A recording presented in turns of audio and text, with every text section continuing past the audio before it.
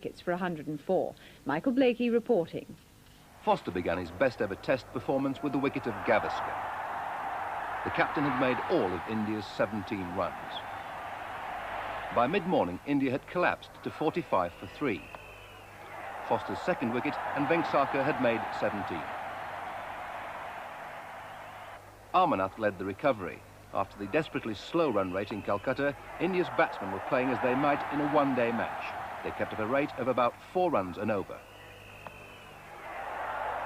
Amarnath scored 78 before Foster struck once more. He'd taken 3 of the first 4 wickets.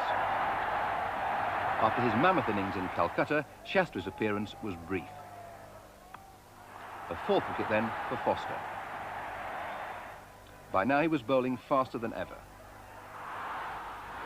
Wicket number 5 in his first test match of the tour. And he rounded off an unforgettable day with the wicket of Shiva Ramakrishnan. At that stage, he'd taken 6 for 97. Cowans finished off the innings with Chetan Sharma at the wicket. Lamb took the catch, and India were all out for 272. At the close, England had replied with 32 without loss.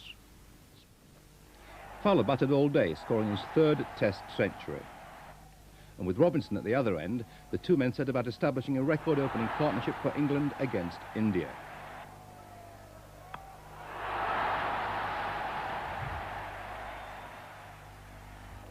They were helped by 2 rare mistakes by India's wicketkeeper, Kermani. That was Robinson's only escape, but Fowler had been missed twice before going on to reach his own 50, and with it, the century partnership.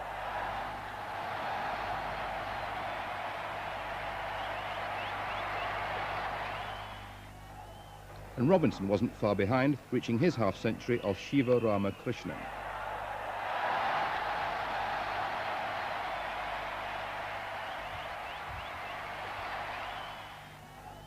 There's speculation that Fowler may have to make way for Gooch next season, but not if he plays like he did today.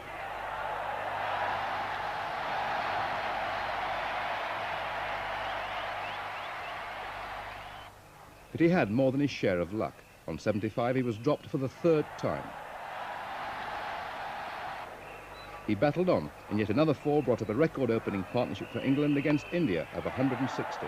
Surely England must now win this match. India's only success was the wicket of Robinson when it scored 74. And that was 178 for 1. But Fowler, now supported by Gatting, played on, reaching his century thanks to 4 overthrows. At the end of the second day, England had passed India's first innings score, and they lead by 21 runs with 9 wickets. A first for England in the same innings, and also established a record-breaking partnership for the 2nd wicket. Michael Blakey reports. It's been a day long overdue when England's batsmen have been rewriting the record books with a vengeance. First, Graham Fowler, in a cavalier mood, making the highest score ever made by an Englishman in India, a record which was broken just hours later.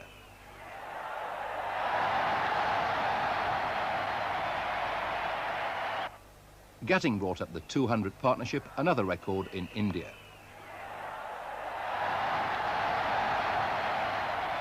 Then Gatting, who'd never scored a test century before this tour, made his 2nd of the series.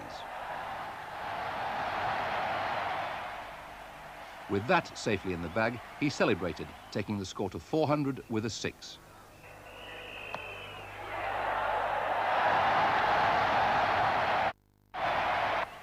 Fowler, who'd been there for over 9 hours, reached his double century off Shastri.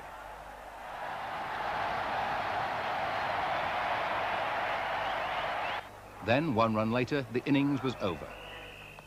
201, and a record partnership with Gatting against India of 241.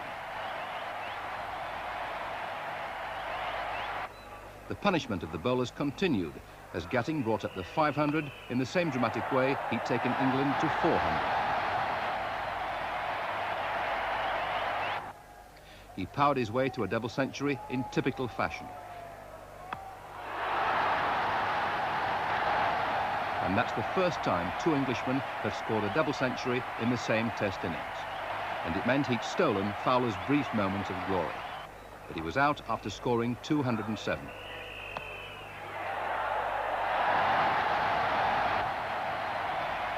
At the close, England had reached the massive score of 611 for 5, a lead of 3. Neil Foster gave England what should have been a match-winning start. First Gavaskar, who'd scored only 3 runs. Then Foster, who took 6 wickets in the first innings, removed Vengsarkar.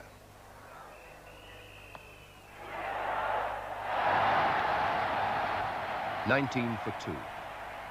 And Foster took his 3rd wicket in 18 deliveries when Srikanth went with a score on 22. It could have been 4 down as Amarnath went for a 6. Foster was waiting on the boundary. Then came the recovery, with Azharuddin and Amarnath building a 4 partnership of 190. Amarnath reached his half-century first, followed closely by Azharuddin. Amarnath scored a magnificent 95 before becoming Foster's 10th victim of the match. Azharuddin, who scored a century on his debut in Calcutta, went on to another century in his 2nd match.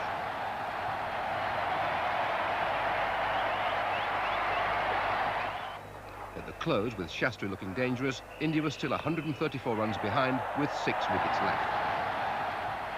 England should win tomorrow. Azharuddin had added only 2 to his overnight score of 103 when Pocock struck just the early blow England needed. Gower turned down the new ball, opting for spin. He was proved right when Ravi Shastri fell to Edmonds. Of all the Indian batsmen, Shastri had looked the best equipped to spend all day at the crease. With him gone, India were in deep trouble, but Saeed Kermani soon proved there was life left in the Indians. And Kapil Dev too was in no mood for surrender. The pair put on 82 in just 74 minutes. Cowans was recalled with the new ball and soon put an end to Kapil's brief but boisterous innings. Neil Foster also returned and soon trapped Shiva Rama, Foster's 11th wicket of the match. He looks a fine replacement for Bob Willis. Yadav went soon after lunch, 1 wicket left and an innings victory beckoning for England. When the end came, courtesy of Edmonds, Kermani and Sharma had made England bat again, their last wicket partnership equalling the record against England. With stacks of time left, England needed just 33 to win, but Fowler, who made 200 in the first innings, this time made just 2. But that was the only fright for England, Robinson and Gatting finishing the job. The winning runs were hit by Robinson. An historic victory for England. They need only a draw in the last test to become the first English side to win an overseas series since the tour to Australia in 1978 and 79. David Gower was understandably delighted. A number of gentlemen played very well indeed. I think you have to give immense credit to people like Graham Fowler and Mike Gatting for their batting. And Neil Foster, especially with the ball. I mean, his tally of wickets in this match was tremendous to see, having just included him in the side for this game. And then put it down to a team effort. We've worked very well together. We've kept working throughout the test. Once we were so many runs ahead, that put us in a very, very good position. Well, probably were content